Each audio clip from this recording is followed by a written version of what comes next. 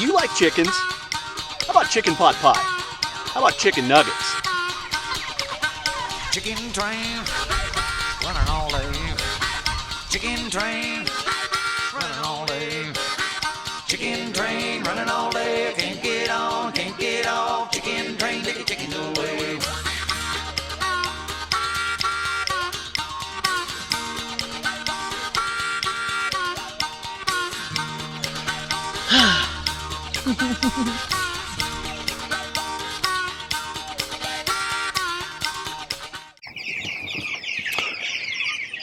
Hey everybody, Wyoming James checking in from the Urban Micro Farm. All right, so it was another cool evening that these birds spent in the brooder.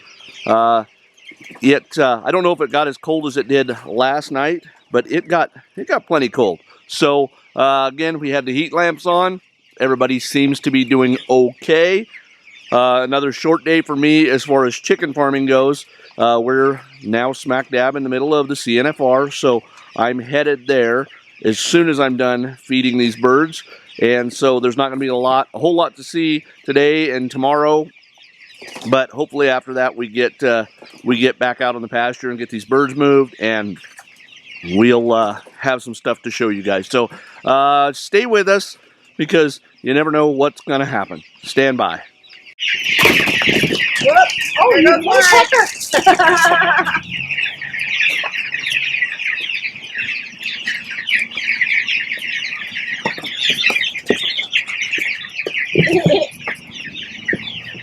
He's gonna perch on my hand. Look at him. There you go. Okay, so today is the day. We can't wait any longer. We just got the notification today that the turkeys are in the mail. So we've got to get these guys out of here so we can get the turkeys back in here. They should show up either tomorrow or possibly Wednesday, maybe even Thursday. But with the way everything runs, I'll bet you they're here tomorrow. So we're gonna get these birds in the totes. Hold on. Sorry, Ryan. We're going to get these birds in the totes.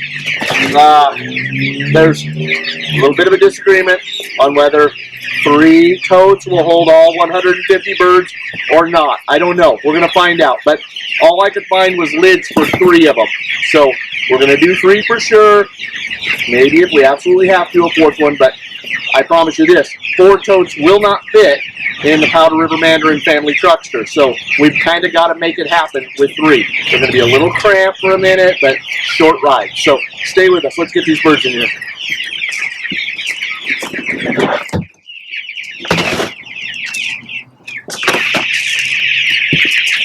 I've got a big old lard tin in my vehicle to put some in.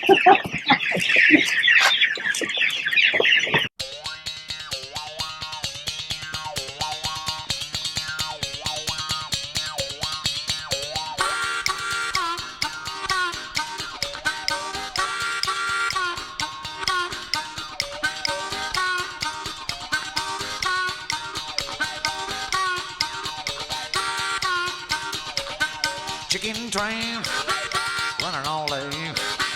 Chicken train, running all day. Chicken train, running all day. Can't get on, can't get off. Chicken train, take the chickens away.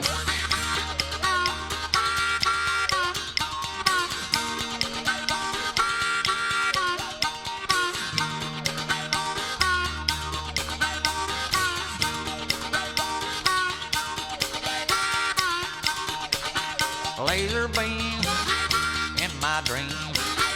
Laser beam in my dream. Laser beam in my dream. I can't get on, can't get off. Laser beam like a sawed-off dream.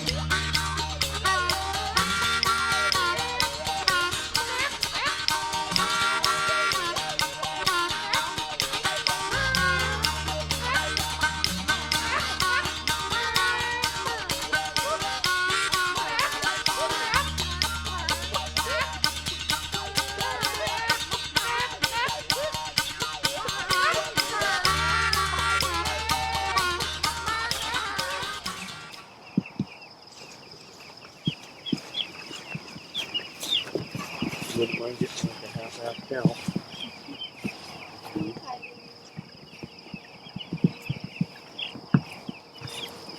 You want to close me up so they don't get out? I don't think there's.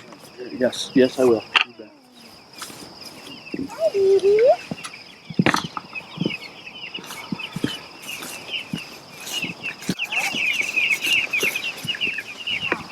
I'll get your door for you.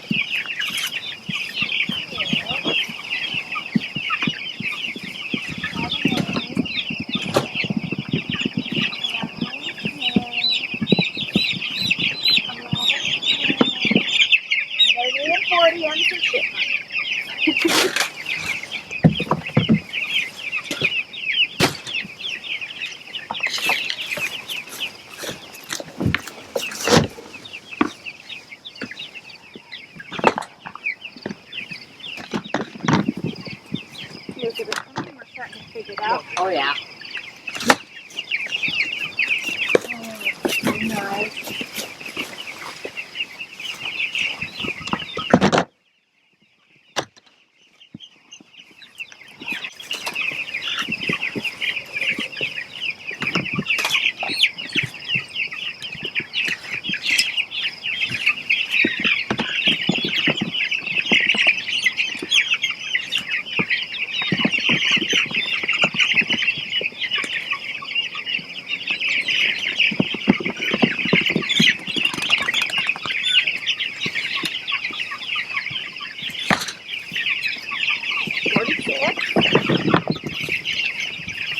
Remember that number, 46. 46. Baby, what'd you have in the second tractor?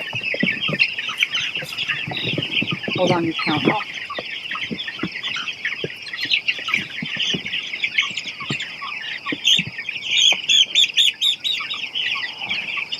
40 and 40. I'm sorry, 42 and 40. 42 in here? 40 in this last one, 42 in 46.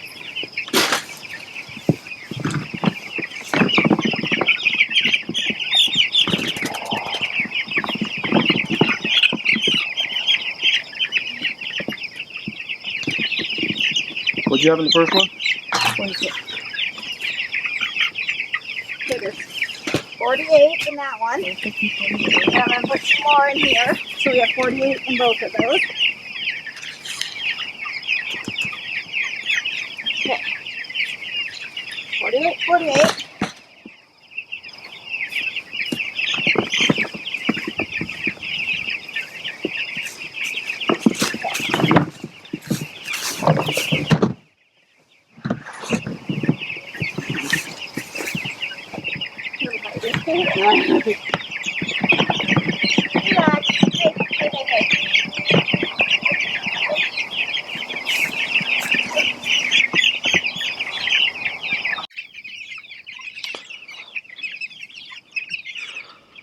All right, so we have the birds in the pasture.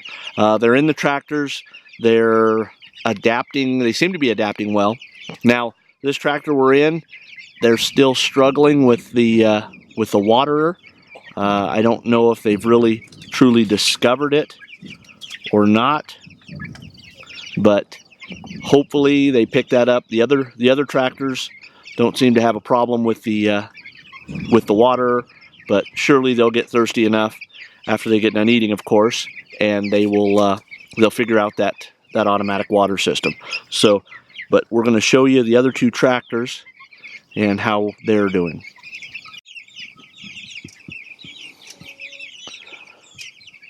Tractor number 2, again, they seem to be adapting really well here. The grass is really lush. These birds seem to have the water figured out. No troubles, no bubbles there.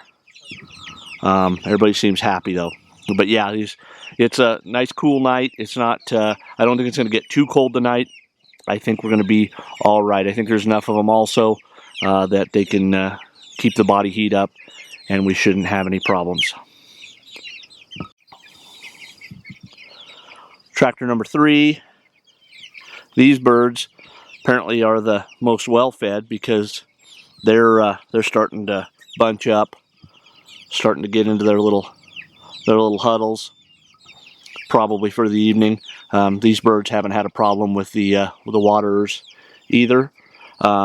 Coincidentally, this is the tractor that we've decided to put Wryneck Willie in.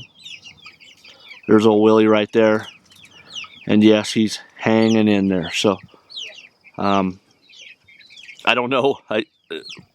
We talked about that. What do we do with him? But he's not starving to death. He's not dying of thirst. But we certainly don't want him to suffer. But he seems to be doing okay. About half the time when we open up the brooder, he's in there eating and drinking and walking around with his head up. So we've opted to hold off on the culling of Wryneck Willie for right now. So okay, so that's what we have to share with you guys. So we will be checking in with you guys tomorrow morning from the pasture because we don't have any more birds at home. So we'll be checking in with you tomorrow morning first thing. Wyoming James, Powder River Mandarin, and Grandma Dana. I can't tell you how much help those two have been today. They've been a great deal of help.